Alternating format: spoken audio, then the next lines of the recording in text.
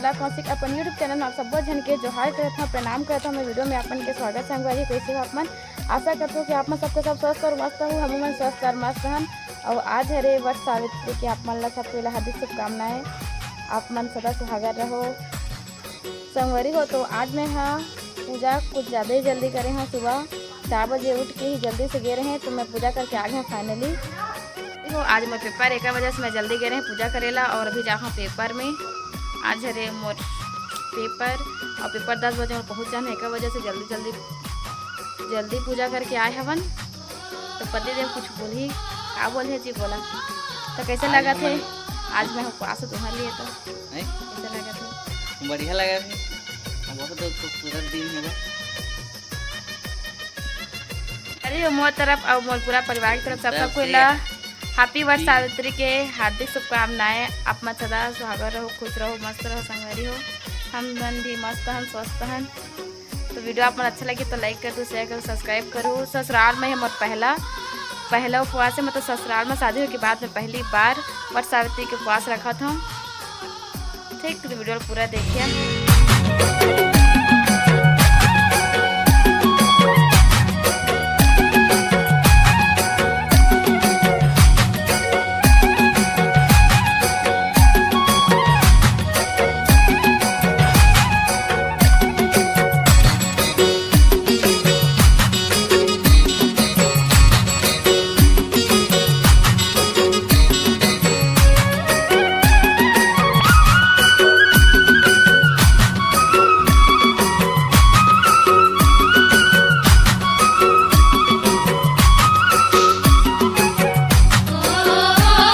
संगवारी हो पूजा के सारा सामान लायक जगह रख चुके हैं। ये देखो पूरा दिखत नहीं वही आपकी बहुत ज़्यादा सामान रहती थी, इतना तो अच्छा से दिखत नहीं से ये मेरा मैं पूजा के सामान की जुगाड़ में लगे हैं संगवारी हो। सब पूजा के सामान बहुत सारा लगते, बहुत टाइम के हम करत रहें कि आपके मोर पेपर इस तो मोर जल्दी भी जाना रही से करे पूजा तो मोर एक साथ करना रही से सबके साथ मिल के, बट पेपर की वजह से मोला ना सब पहले सुबह जाके करना है तो करने से संगवारी हो। फिर मोला रात में टाइम हो गई से कॉलेज से आए बहुत बेरा हो जाते एक वजह से, तो मेरे जल्दी में पूजा के सामान में एक साथ एकत्रित करते हैं सब ला। आप मन भी देखो आगे वीडियो में कि क्या क्या करता हूँ मैं।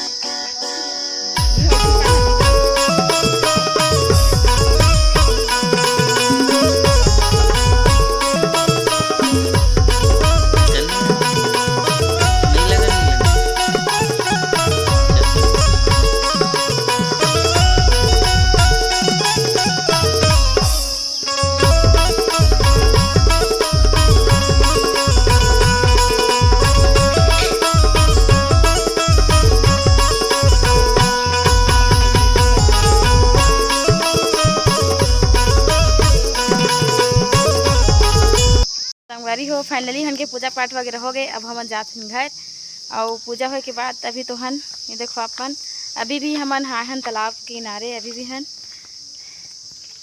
हाँ देखत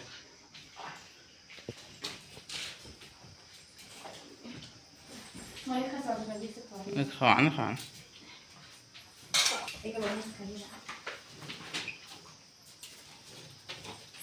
और खुद खाने हैं